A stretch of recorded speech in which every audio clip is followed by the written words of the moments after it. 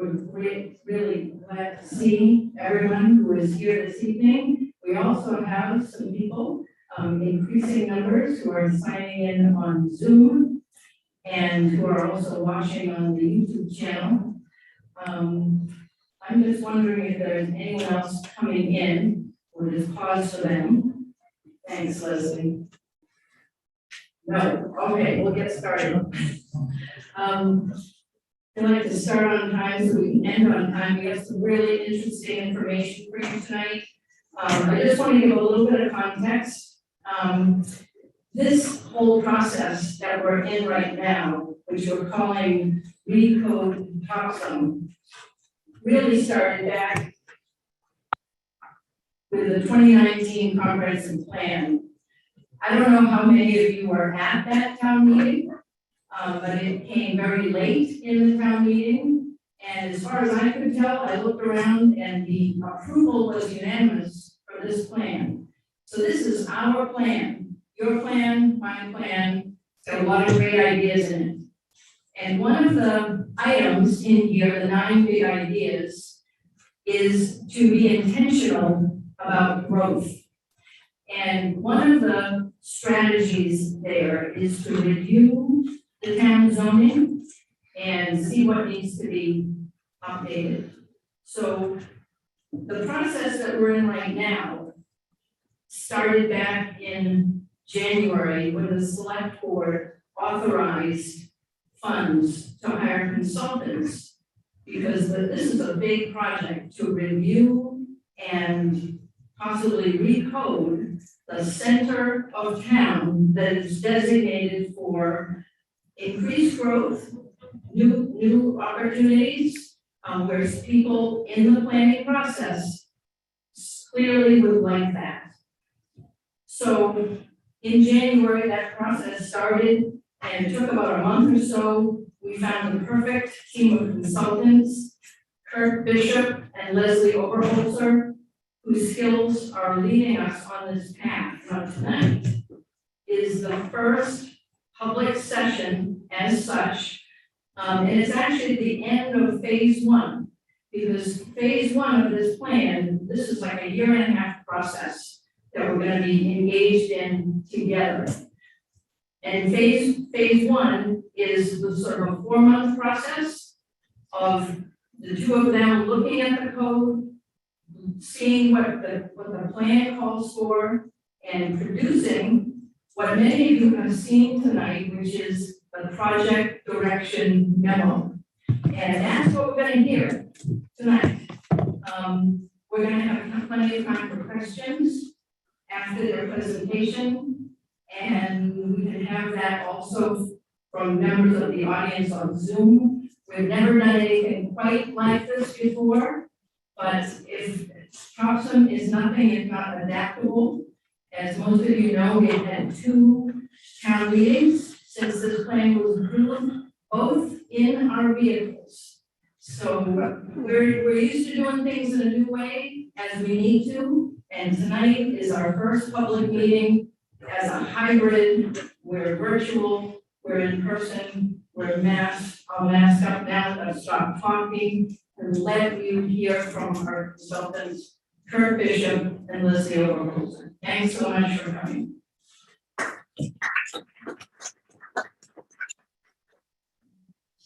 Susan.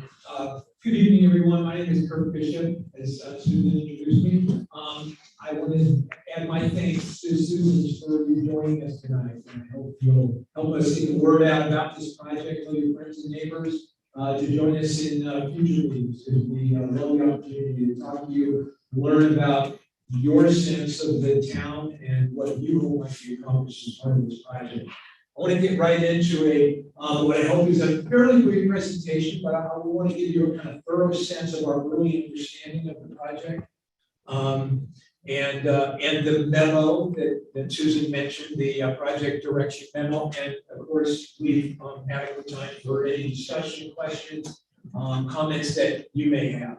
So when we were retained as a consultant team, and again, I'm joined by my colleague Leslie Oberholzer to assist with this project, something we're very excited about. There were several general objectives that were set out for us.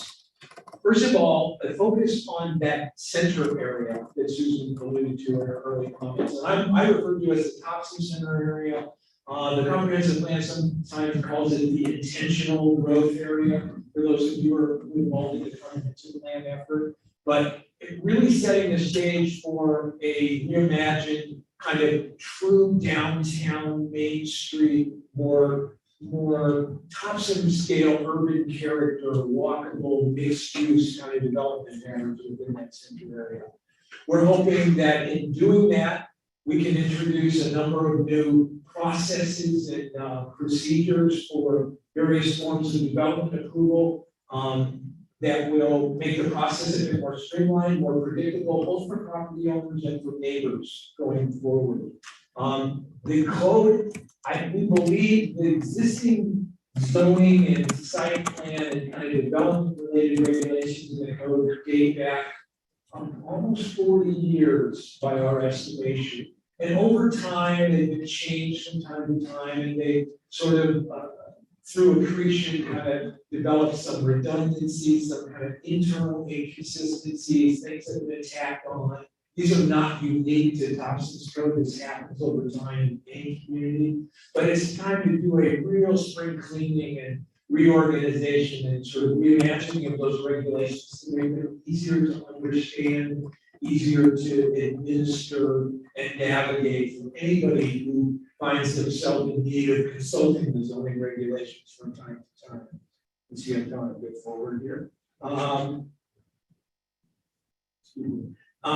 Updated design standards, greater use of illustrations, tables, charts as a way to convey information, promote sustainable development practices, resiliency in terms of in light of changes to the climate and various natural resources. And always we're doing these sort of regulations. We need to be mindful that some of what we can accomplish are dictated by state and federal regulations. We are at nearing the end. Really, tonight marks the conclusion of the initial phase of work of this project, which is, I sometimes refer to it as the listening and learning stage. We're getting to know the community that we're working in, both as it exists on the ground by walking and driving and using Google Maps and various kinds of technology to understand what is built today and what the basic physical character of the town is. But we also do that by talking with folks. We talk, of course, with our town staff partners, with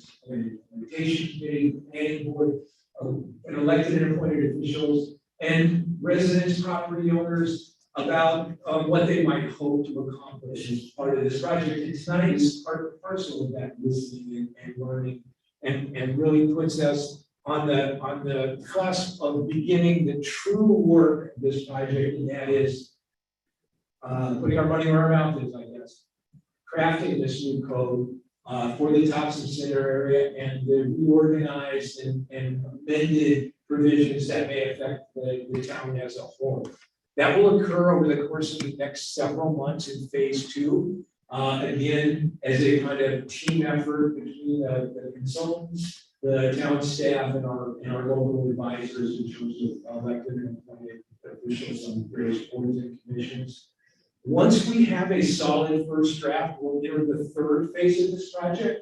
And as you may have heard in the introduction, we're looking at about a 15-month project. So this is going to unfold gradually, and there'll be plentiful opportunities to learn about what's going on, comment on the work that's been performed, and to see what response we've made in response to those comments.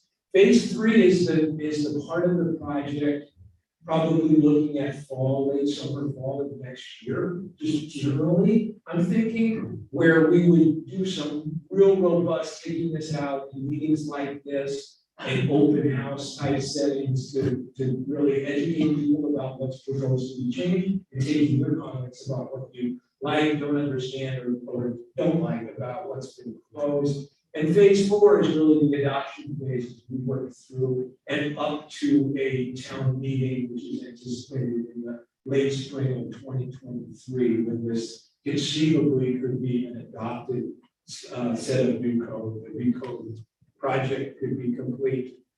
So the report that we're going to go over addresses several things. We spent a fair amount of time examining the plan, getting to know the plan in detail and where it connects to zoning and development related issues. There are a series of general kind of best practice recommendations in the report that we bring from our experience doing this type of work in other communities. We've even proposed a very preliminary outline for how we might want to reorganize the way the regulations are presented today. And I'm going to hand the mic to Leslie, and she's going to talk you through some new ideas for this Topsham Center, this intentional growth, this central area of the town, where we have some really exciting ideas to share with you to promote that sort of walkable mixed-use development pattern that many of us gravitate to, you know, when we visit towns of high character like Topsham, take vacations in places that we want to be. We want to be out walking the sidewalks, looking at the shop windows, and engaging in those sorts of activities. Kirk, would you mind speaking into the microphone more aggressively so that people online can hear? We're having a hard time. I know. I'll do my best. Okay. So the plan has these big ideas, these central themes, again, that will inform our effort. I will reiterate again that one of the key ideas behind this effort is to focus on a kind of new approach to zoning in the central area. We got Main Street, along 196, kind of branching out from there. This area I call the Topsham Center area. I don't know if that's locally adopted designation for the area, but that's really the focus for the most dramatic change that will come out of this process. There is zoning, of course, throughout the town. Many zoning district classifications, many regulations. Some of those maybe come in for some proposed adjustments, and where we're proposing that we'll clearly identify later for you in the process. But for now, this will be the area where the map itself, the zoning map, is likely to change, and the regulations are due to look a fair amount different than they do under today's in today's code. And one of the ways they'll do that is to reflect what planners for going on about 10 or 15 years ago, in the language that only planners can come up with, have kind of changed the name of zoning that focuses on that sort of walkable mixed-use physical character development to refer to now as a form-based approach to zoning, or a form-based code. What you have today is a fairly conventional zoning code, much like many of your communities around Maine and throughout the country. The code focuses on what use may I make of my property, what kinds of businesses, industries, residential buildings may I have on the property, and to a fair amount on how much of my property can I develop, how many dwelling units, what's the maximum density, what's the maximum, again, you use the language of planners, floor area ratio, open space ratio, setbacks, height, all these kinds of abstract notions that are reduced to numbers, often without illustrations that are somewhat difficult to understand.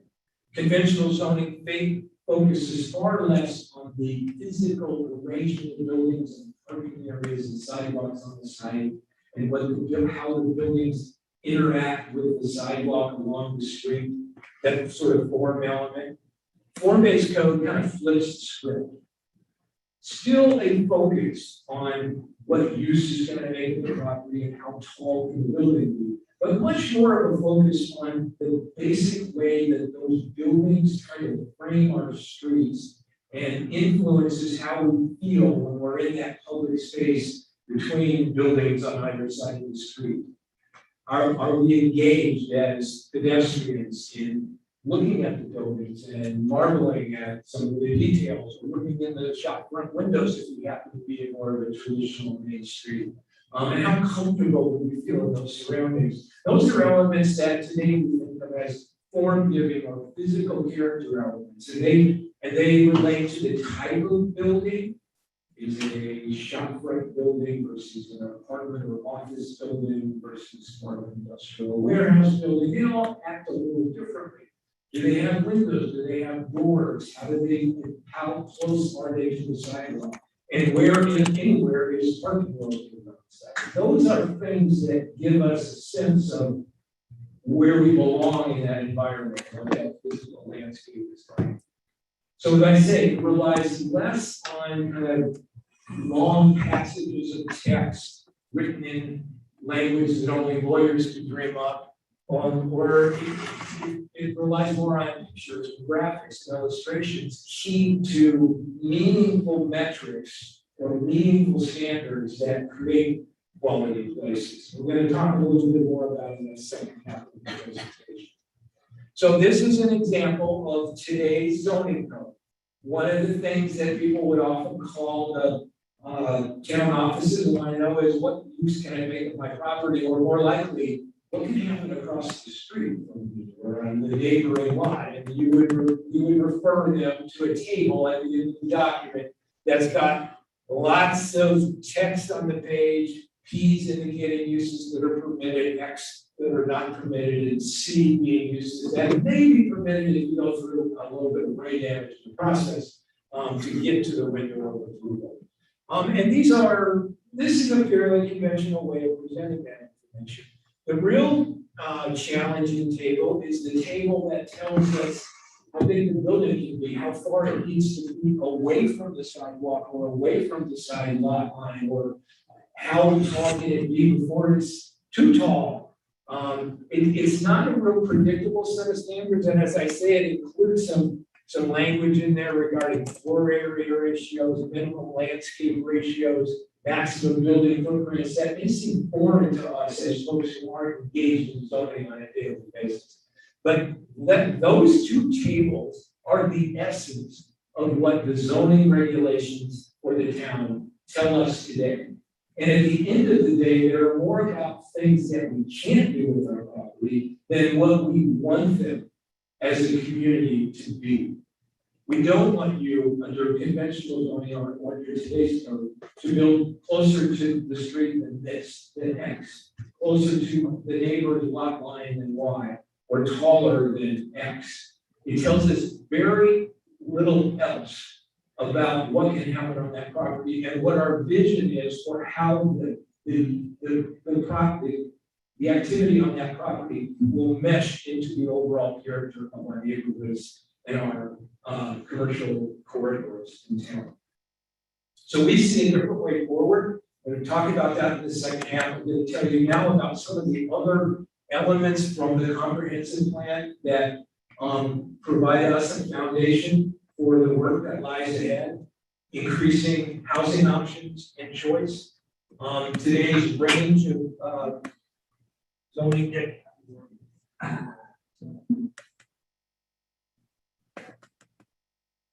The range of housing opportunities under today's code is fairly limited. Hopefully we'll get that through that momentarily.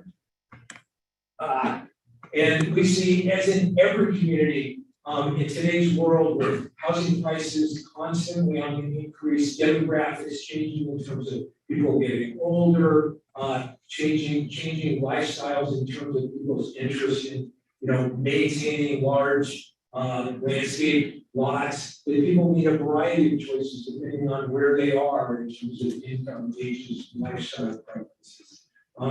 So that is something we're going to need to address as part of this project.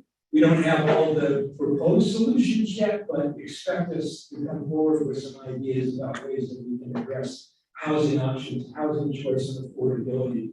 Walkability, I've mentioned a couple of times, the central point, not necessarily suggesting that we're going to get people out of their cars, but that we want to provide choices for everybody depending on their preferred mode of getting around.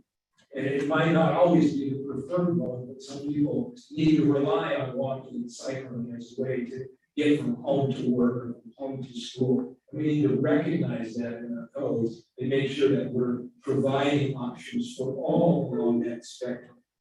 Economic and employment growth will continue to be important objectives. We need to make sure that the regulations we propose are sound fiscally for the town and that work economically for property owners. And we need to respect the rights of the existing residents to sort of maintain the economic value of their property relative to the context of the development. Sustainability and public health would be woven throughout the document. And provide for a more sustainable and resilient town going forward. But a big part of what we're doing, besides the comprehensive plan and besides this focus on walkability and more urban development within the central area, is to make the existing regulations easier to use and understand. We're going to do that through various ways of reformatting, editing, and organizing the new code, making greater use of tables and graphics, as I mentioned before, consolidating procedures, making the development process pretty understandable, not only for somebody who wants to develop property, but for somebody who may want to participate in a review and decision-making process leading up to the decision on a project. Wherever possible, we want to remove the uncertainty that comes about from review processes that are kind of open-ended and subjective and come down to a kind of picture preference over a particular site. Where possible, we want to reduce the vision of the comprehensive plan into objective, clearly understood standards that will allow folks to submit a plan and see if it complies and be approved or denied based on objective standards rather than the sort of color of the day preference that may come out of a more subjective process. We want to write the regulations using plain language so that we can all pick up the regulations, understand what is expected and what's possible. Parking is mentioned in the comprehensive plan, both in terms of reducing the government mandated minimum parking requirements in some cases, or eliminating them entirely. And that's the conversation that we'll have in the coming months as we propose parking regulations that are more flexible, that are less reliant on minimum off-street parking requirements and are more reliant on a prospective property owner's understanding of what his or her transportation demand needs will be in the associated development, whether it's vehicle parking or bicycle parking or some form of pedestrian access to the property. Updating the site plan review process. I use zoning a lot as an umbrella term in the town of Topsham, and it's not unprecedented, but it's fairly unusual in our estimation. Many of the important regulations actually lie outside of the zoning ordinance in the site plan review part of the zoning ordinance. So we don't think it's possible to truly reform or update the zoning without sticking our hands in the site plan review chapter to make sure that those two sections of the overall town code are working in tandem and toward a common goal. So we'll be proposing some updates to the not only the process that's used, again, maybe more of an administrative process for many types of site plans, but in terms of some of the performance standards that get sprinkled between the site plan section and the zoning section of the ordinance. This is where I'm going to turn it over to my esteemed colleague Leslie, who's really the brain trust of this operation. She's in charge of the really important effort of looking at the tops of the zoning code.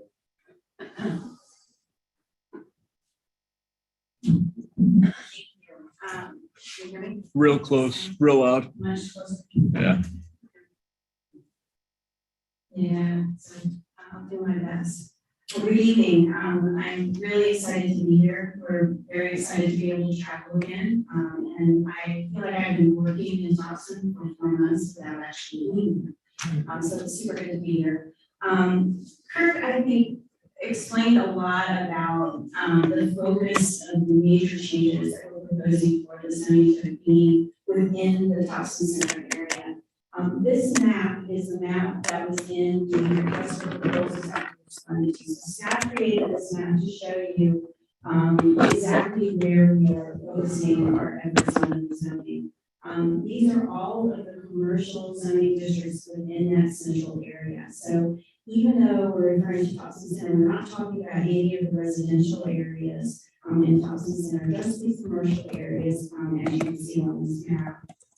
And again, we are meant to implement the comprehensive plan. So the vision has been shown very well, illustrated very well, discussed throughout the community for many months. Is really where we're starting from. So that's a very important element. So any element that is in the comprehensive plan is what we'll be using as our roadmap for development of this zoning in this area. A big part of what we're doing is implementing the community character. So I spent the last 4 months really using Google Maps and Google Street View to try to really understand the community physical characteristics as best as I can. And then I was able to have a couple of drive arounds today to reinforce that community character and context. And again, as Kirk mentioned, we are talking about considering form-based regulations. He talked a good bit about form-based regulations, so I'm not going to go into this too much, but I want to point out a couple of elements about form-based codes. So form-based zoning uses the physical form, as Kirk was saying, as the organizing structure of the code. I'm going to come back to that in a few minutes because that's a very important way for us to convey how we are interpreting your community architectural character and physical form into the zoning code. It does focus on the high quality public realm, which means the relationship of all of the buildings to the street. So any development that occurs needs to relate back to how you see that development as you're driving down the street or as you're walking down that sidewalk or as you're walking by. It is, as Kirk said, it is meant to be very objective. So we have tried to boil down that community character into metrics. Which is something that you might say is not possible, but we'll talk about some of those elements when we come back to you with proposed zoning code. Again, predictability and streamlined approvals, which I think Kirk has already talked quite a bit about. Because we are focusing very much on this geographic area, the zoning will be written specifically for these lots within Topsham Center. That means that, I will be testing and using the context of each particular area to write the zoning districts for those areas. Not going back and creating a zoning district and then, plopping it on a piece of land. It is being developed from the ground up, really looking at those areas. That also means that what we're going to be doing is a much more sort of fine-grained approach. Zoning in the past for, many years, perhaps the last 50 or more years, has been this sort of paintbrush approach where they come in and, swipe a large, the length of Main Street as one zone. You guys didn't do that. You've revisited that and you've got 2 or 3 zones happening along Main Street, and that's really great. What we want to do is make sure that we're getting that kind of fine-grained approach in all of the areas that we're addressing in Topsham. And so you might see some maps that are more intricate in the back of the document, the directions of the map, that are sort of striking you as too many colors on the map. Rest assured that we will continue to visit those colors. We will continue to visit the geography of where we're applying the zones, but we can do a very tight small grain approach. And as an example, if you look at the intersection of Elm and Main, there's a little node there that has little storefronts in the buildings. Capturing that node is really important to reflecting the character of the area. So you might see that color coded differently on the zoning map than you might see the remainder of the lower village. And I think that's a really important sort of human scale approach to looking at Topsham Center. So as I said, form-based code tends to use physical form as its organizing structure. I like to use building types. And what you'll see in the project directions memo is a whole series of building types that I sort of pulled from my driving around, and not really driving around at Topsham.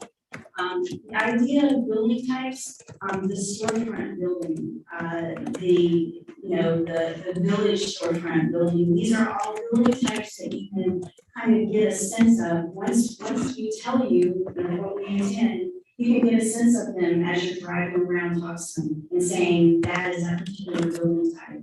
The idea of building types also helps with conversations about what is expected from developers in particular areas. So it gives you something more to talk from than just thinking about, a new development.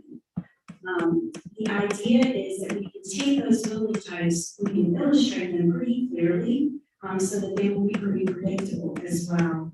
And what you see in front of you is a set from another code from somewhere else, but it's 4 pages of code to illustrate one building type. So the idea is that if somebody is, pulling their zone, they can see that this particular building type is allowed in their zone. They can go to these few pages and get a very good sense of what will be developed there. The first page being kind of a series of images that are pulled from, the place. 2 pages of tables and graphics with regulations in the tables key to those graphics. It's not just a series of words on the page. It's really meant to convey all of the regulations in a pretty simple to use format.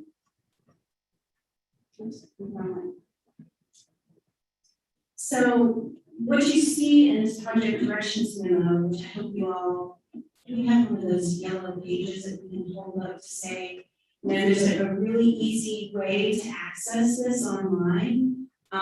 This directions memo is just a first step, and kind of conveying what we see in terms of, as Kurt was laying out, the principal goals of the code and the direction that we will take with the code. But in the back section, the last 3 sections, one section is on building types. And it illustrates the building types that I sort of pulled from the code. There's a little table here of those building types. And what I'd like to do is just walk you through 2 or 3 of those and then let you go to the actual directions memo and look at the rest of them. I'm going to talk about the kind of, the most important one, the most important 2 really to me are the village shop front and the village general buildings. The village shop front are pulled directly from that node at Main Street. It's the idea that you have these sort of residential looking buildings, but then the ground story is modified to have a higher level of glass and an entrance on the street. These buildings are built pretty close to the pedestrian sidewalk. So if you're walking around this area, you're looking in those windows, there's a sort of high level of permeability of what's happening, the shoppers inside, with drawing people from the outside. This type of building is evident all around New England, and it is a much sort of smaller scale than what you might see along the Main Street in Brunswick or in downtown Portland, obviously. So it is more of a Topsham scale to me and has more of the character of your community. There's some other images from other places that can show how that same building type can be used to cluster onto one larger lot. So you've got some pretty large lots up and down Main Street that you could have 2 or 3 of these buildings creating a little development. You've got some, a good example of that is some of the old town hall site, where there's a cluster of buildings on that single site. So we could do that up and down Main Street. And this was something that was sort of lined out in the comprehensive plan as well. So this building type is a really important one for your community, and I can see it being used in other areas of the village center, and perhaps informing what we might put at the Topsham Fair Mall or other locations. So it's an important building type. The second building type that I want to draw your attention to is what I'm calling, and again, these names is just what I've tried to use to evoke, the image. And if there's a different name that you can come up with, please let me know, and we'll change it. But the idea that you have this sort of village general building, and by a general building, I mean it doesn't necessarily have a higher level of glass on the ground floor, like the storefront building does. This is probably the most common building in the area. And so the idea of the Village General is again, that sort of residential quality, that residential feel with the pitched roofs, front porches, often stoops, shutters, pitched roofs. A lot of the buildings up and down Main Street also have commercial offices in them, or healthcare facilities. And you see new construction of these buildings also in the Village Center area and along 196. So this, to me, conveys a lot of the character of the community. And so incorporating this as a building type that can also, again, be expanded upon and looked at maybe what the scale of that building should be and how you can get larger scale buildings using the same building form. This is going to be really important as we move forward. And lastly, I'd like to look at the storefront building, which is sort of the main building that's in the Topsham Fair Mall area. These are pretty typical commercial buildings from across the country, frankly. They don't really necessarily evoke a character. The Dairy Queen maybe is its own sort of unique, iconic building that maybe doesn't even belong in this building type.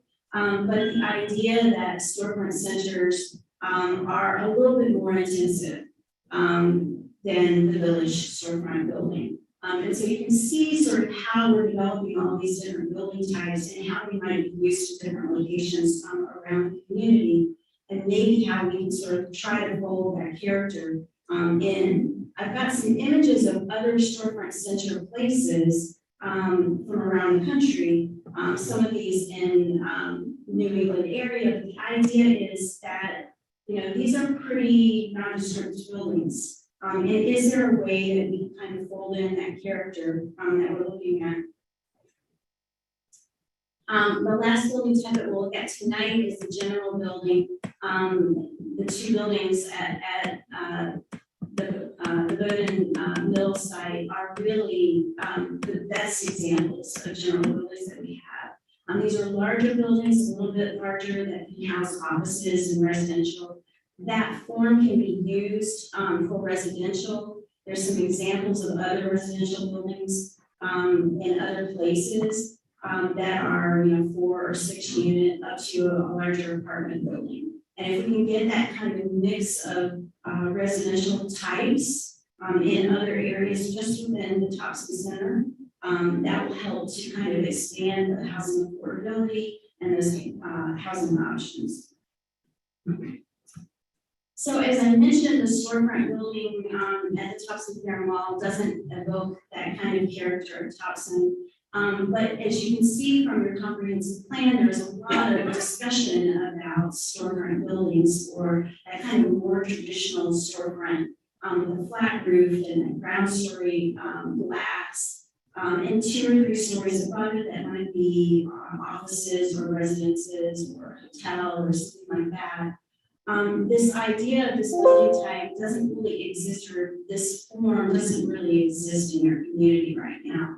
And one of the questions that I have that we can talk about at the end is, do we want to, this is a strip in Brunswick where what I would call the Village storefront lives next door to a storefront building, a more traditional Main Street storefront building. Is that something that we do want to introduce as is called for in the comprehensive plan? And we can code for this building type in the Topsham Fair Mall area, as well as along maybe Monument Place in that kind of Village Center area, and then in the Village Center area along Main Street. So we look at the project directions when you see this series of building types. We really like the feedback on those and see if there's anything that we missed or if we miscalculated some. But the idea then that is carried forward in the directions memo is to then cluster those building types into zones and apply those into different geographic areas. So what you'll find in the back of the project directions memo is really a very early first look at how we can maybe zone each one of the areas within the Topsham Center. So you'll find a map. So you'll find a map that color codes, and you can see this is the Lower Village area, and I see the mill site as being a kind of a little bit more intensive, than what is along Main Street in the lower village. And so it's a lighter color you can see. And then here's that little node of storefronts. And maybe what we want to do is expand that node of storefronts a little bit larger in this particular area based on the comprehensive plan and the kinds of things that are happening at that intersection. So this sort of idea of creating these zones with a mix of building types, this is a table that you'll find in the directions memo that lists all of the building types that I found within this area and are proposing across the top, and then a series of potential proposed zones. And you can see that there can be multiple building types allowed in some of the zones, so that you can kind of get that more rich feel of mixing. So this is really kind of the next step. What you see in the project directions memo is very early on. I haven't even been here yet, so it's going to need some pushing and pulling over these next 15 months. But that's really kind of where we are. The last step will then be to, as Kurt was showing you, for our next phase of work will be to take each one of those building types and flesh them out in terms of regulations and create a series of building type regulations for each one, sort of similar to what you see on the screen and what I described earlier. So I'm gonna wrap up. Go ahead. Okay, so as Kurt was showing earlier, our next step will be to sort of begin that initial draft of the code. So we'll take these building types, flesh them out, start to map again, and bring that back to the community, work with the CPIC, the Comprehensive Plan Implementation Committee first, and staff first, and then we'll be pushing and pulling this code for the next several months. So we would welcome any questions or comments.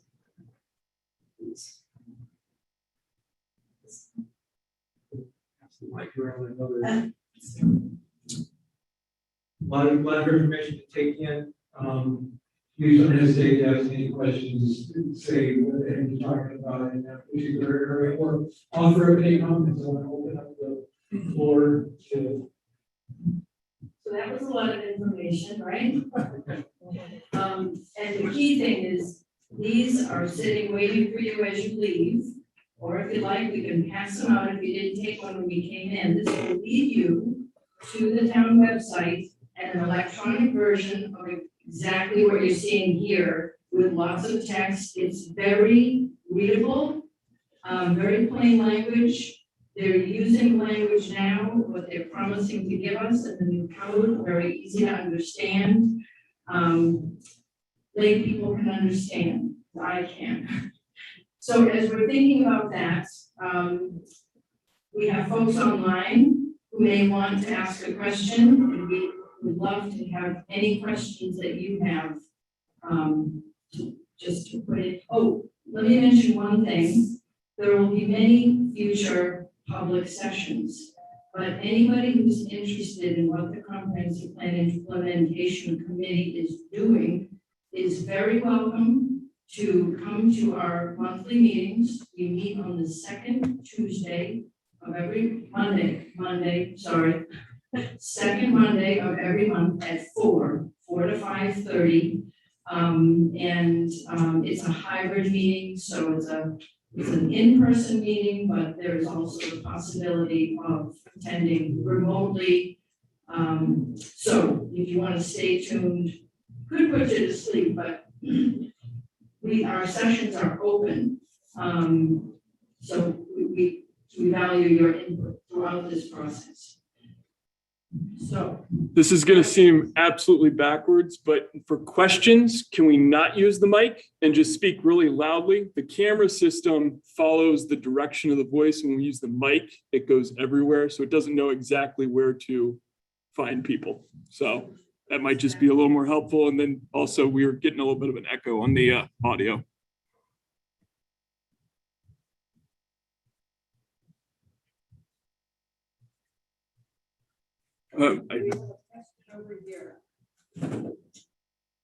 I understand what you're doing here, just laying out the differences between the two types of code and how you want to structure this. Thinking about different types of building types and take affordable housing, for instance, how that might fit into the different building types. Because at the end of the day, we're looking for ways to promote that. And you know, I'm hopefully forward thinking, how does a topic like that fit into your description?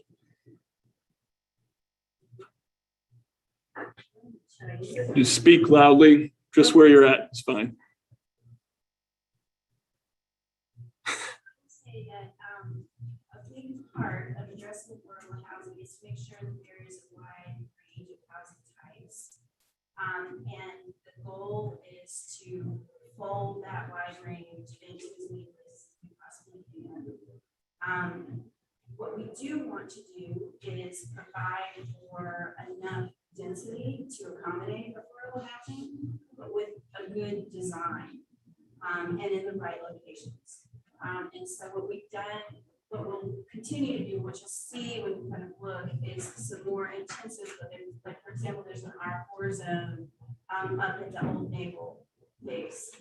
And being able to pull a little bit more intense buildings up to that location, but that are well designed, that are walkable, that can create access to Main Street is a big, focus. So that's just sort of one example. Another example is to be able to put, apartment units above storefronts in the Topsham Mall location.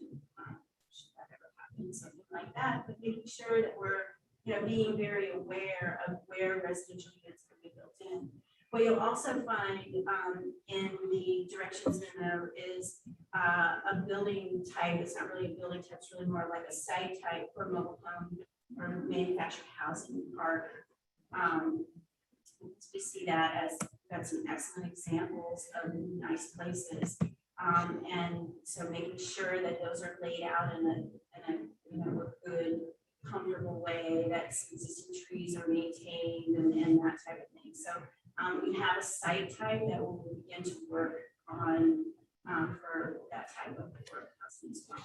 So any other types of kind of more worker housing, we've got some really great examples of those. Today we were driving down River Road and found some great examples of multifamily housing that's within that same kind of character of what we're talking about. So making sure that we're holding that. Does that answer your question? I have one question from online, from Marilyn Hunter. How will this work with the rest of the zoning in town? If you're only doing the growth center, will there be two sets of code, one for residential and a newer style for commercial growth center areas? We envision that the Topsham Center code provisions will be integrated into the overall zoning code. So at least at this point in time, we don't see two codes. We see a well-integrated code that addresses both the intentional growth area and the slow and no growth area, and preservation areas of the community, all in a single document.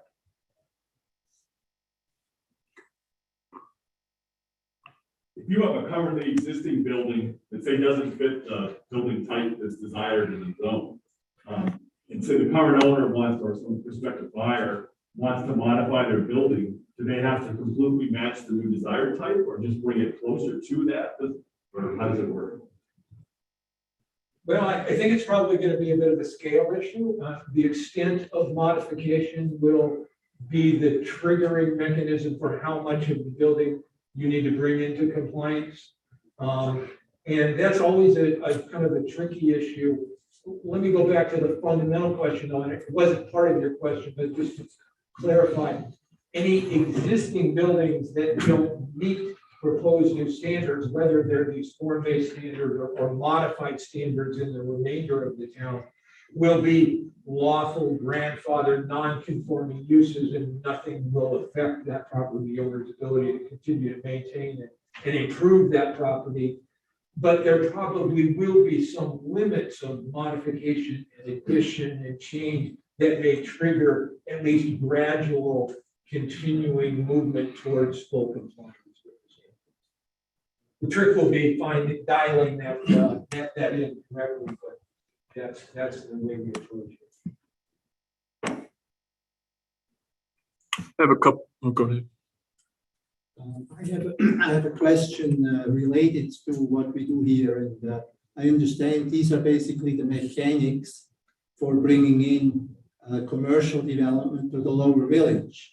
And I'm referring to a presentation that you had, I mean, not saying you, but somebody in town had about 2-3 years ago, which was actually outside in the lower village. And at that point, we looked at kind of what the community, what Topsham would like to see envisioned, like, for example, shops, restaurants, so that we could take advantage of the great views over the river, that sort of thing. So I just wonder, I know this is about the codes for us to actually get that done, but indirectly, has there been any progress made in that regard? I believe that was from the comprehensive plan. And so the idea here is that we're taking that comprehensive plan, so it was from that meeting, the comprehensive plan was developed and adopted, and we'll be using that to write the code for that area. So absolutely, it's meant to implement that vision. Okay, thank you. What would be the next step once this final code is adopted? What would happen next? What would be the next? Well, let me make clear, zoning, old zoning, new zoning, medium zoning doesn't make anything happen. It allows things to happen and guide it. So we would anticipate that the private marketplace would respond to some of the changes and new concepts and new possibilities under the zoning and begin to, over time, pursue changes that would be accommodated by the new code. And I think too, you would expect in many situations, as allowed, for the town to continue other forms of implementation activities, maybe with regard to streets and pedestrian improvements and other kinds of open space improvements that would also help to support the plan, because all of that kind of weaves together to truly result in the vision, the realization of the vision of the comprehensive plan. Zoning is a very important piece, but it is just one piece of a fairly complicated puzzle. Couple online questions. Curious about the least and most restrictive height restrictions that you're proposing or thinking about proposing. I don't think we know at this time. We'll take our cues from what we see and read in the comprehensive plan. And that range is. Location. It's very specific to location. There are some heights that are outlined in the project memos, in the project directions memo, but they are based on Has a, I mean, its illustrations illustrate a range of heights from 2 to 2.5 to 3. well, it's pretty fine, mostly restored. Yeah, but we sort of, the comp plan is an extremely important guide, but one of the ideas of a form-based code is that the context matters. And something illustrated on paper in the comp plan may need to be adjusted up or down based on the context in which it's occurring. There are places in town where taller buildings simply won't have as much impact as they will in other areas where the established character is a lower intensity. And we need to be mindful of that as realists and planners and bring back to you some specific proposals. There was a question to that. Yeah, we since 1992, I believe, have referred to lower village, middle village, and upper village. And now we're using the term center. So are those terms going away? Not necessarily. The idea of the center is the whole. It's the lower village, middle village, the upper village, or the village center, which is sometimes referred to, as well as Topsham Paramount, Haverford Riverside, the area to the north around a middle school and a high school. So it's everywhere that we have on our map. Is the only reason we've been. It's what is it called, the preferred growth or The growth area. area. It just didn't sound as but it's meant to incorporate all of those. So if we, you know, part of it is that those actual zone districts are called that. And we're proposing making some changes to those to, you know, expand or, and so whether or not we reuse those names again is something that we'll need to discuss as we kind of move forward. We like to use a new name to show that it's something new. But I would personally really like those names because they're great. Yeah.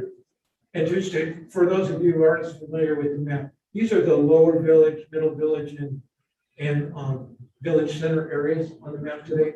And that is great terminology. I think it's very evocative of what's intended to happen or is happening there. But as you can see here, the study area for this, the form-based part of this project expands out from there, particularly at the top of it. Do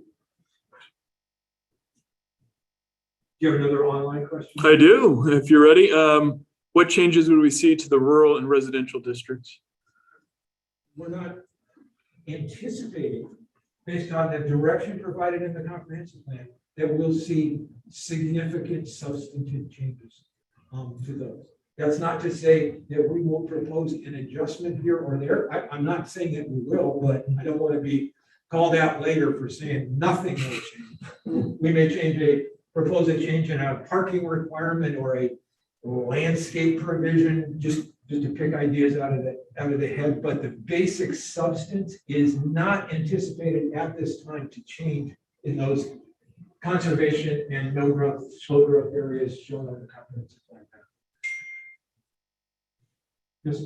I would think that you guys would actually need to address the rural areas more if you want to promote growth within the town of Topsham. You know, some of the rural districts are pretty restrictive as far as lot requirements, frontage requirements, even setbacks within the same buildings on the same lot. And prime example is I just did a small development where I had to meet multiple setbacks on my own, on the same buildings on the same lot, which I actually had to take down more trees than I wanted to take down. But I had to do that in order to meet the current standards. I actually think that at some point, if you want to promote growth within the town of Topsham, that you're going to eventually have to address those and issues. And I think sooner rather than later is probably ideal, because what's going to happen is the center is going to be so congested and the rural areas are going to still be extremely rural and they're pretty restricted. Yeah, well, I certainly respect that point of view. I think it'll be a while before we see the congestion reach the point. But the key for us is we've been given a blueprint that the citizens of Topsham, as I've heard, pretty much showed unanimous support for back in 2019. And our job is, as getting where the rubber hits the road, implementing that plan, not going back and necessarily revisiting the preferred growth areas of the comprehensive plan. And that's why I'm drawing the lines where I am, because that's really our charge at this point in time. Now, if the village changes courses during or after this project, and they will at some point, I suppose, decide to expand or contract or do something different in the next iteration of the comprehensive plan. We're working with the 2019 version right now, and it doesn't anticipate significant growth outside the. Question, I didn't see any building type references for industrial uses. Are those still coming, or is it just the group that you showed? Just the group that we showed tonight. The workshop. The workshop, it's not one that we went over tonight, but is addressed. Couple more if there's not more here. Expand on measures supporting climate resilience, if you could, or to what degree this would address those issues? Well, to be determined, I suppose. I think accommodating more walkability and bikeability is sort of case one for reduced reliance on motor vehicle emissions, greater accommodations of electric vehicle and alternative transportation modes would be one example, perhaps of many sometimes subtle examples that could lead their way into reducing parking requirements. Parking is sometimes seen as an inefficient, particularly used in vehicles for trips that might be accommodated otherwise, is another way that zoning can. I'm not saying that it will in this project influence things like resiliency and climate change. Alternative energy production, greater accommodation, easier ways for folks to understand how they can put solar panels on their houses or geothermal energy devices or utility scale solar in other parts of the town, for example, just as ideas in the abstract that can interact with those broader objectives, sustainability and resilience. And that was my question about parking. You had brought up as an example of a way to, that there's things we might be able to do. And then you also talked about the beginning of meeting state and federal requirements. That's my understanding is that there was all these mandates on parking, which is the reason why we have so much blacktop out there. But am I right that there are ways around that? Yeah, I don't know of any federal or state mandates that local governments mandate that private sector provide offsite or on-site parking. So I'm pretty familiar with the way zoning works, so there may be some kind of nuance there that I'm not catching in the question, but there are clearly ways that the town can reduce or get out of the mandated parking business. That's what I wanted to hear. Yeah, clearly ways. Can somebody explain what is envisioned as part of that corporate district site? Are they still gonna move? Well, let me tell you what the plan is, right?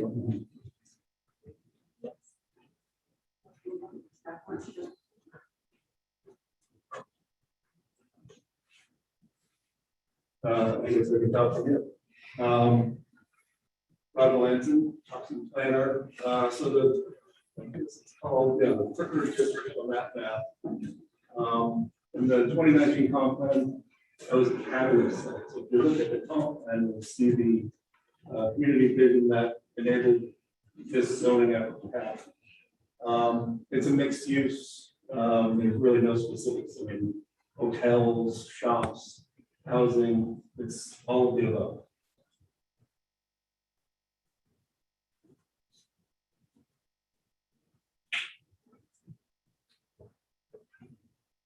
Yeah, just wanted to follow up on what you had mentioned earlier about the site plan versus the zoning ordinance, and you see it kind of unique. I'm on the planning board.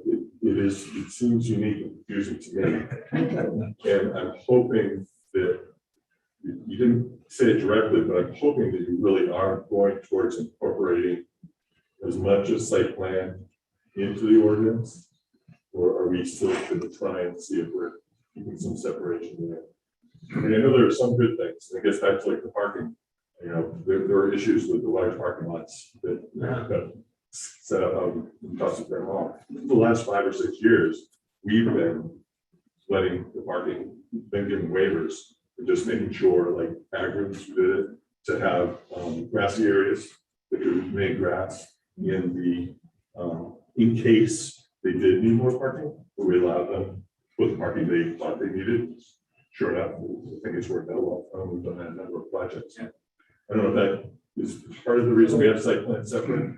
So this gets into a very deeper discussion about that. The one we reserved for planning board meetings, I think our code right now has pages of performance standards embedded in the land use and pages embedded in site plan. This at first, depending on how this actually process moves forward and ends, will incorporate and combine a lot of that. This form base really speaks a lot to folks who use this code, developers, who have to go through site plan, are seeing a lot of elements in site plan in this form base. Folks who are just homeowners and live your life and go to the downtown area and don't develop properties won't really see that nuance, there's a whole section of site plan standards that are now being looked at in a form-based manner. So that doesn't necessarily answer your question, but in the zoning code, you will see those elements coming into that. It'll be very clear and procedures of how projects will get permitted and what waivers will be able to get granted and all of those. And in that case, it seems like site plan will be minimized or. I don't know, but it could. Yeah. Yeah. We open to lessen your workload, of your site plan review workload. And going forward. What about me, Kirk?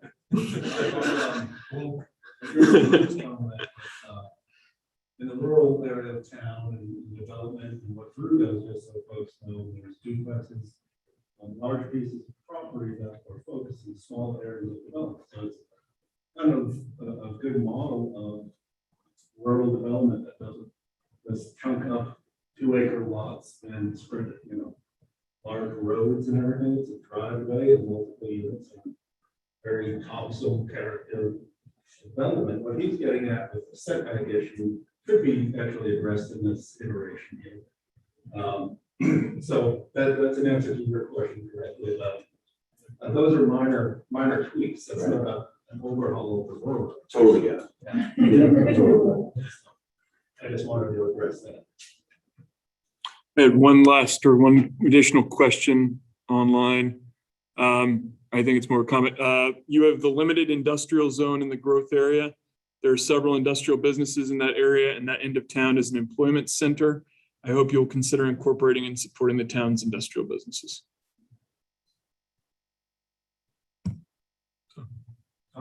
Thank you. You want to be supportive of all.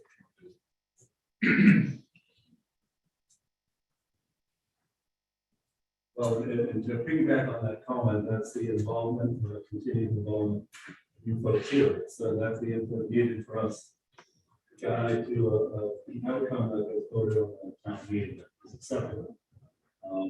So that's a good segue into stay involved in what we're doing.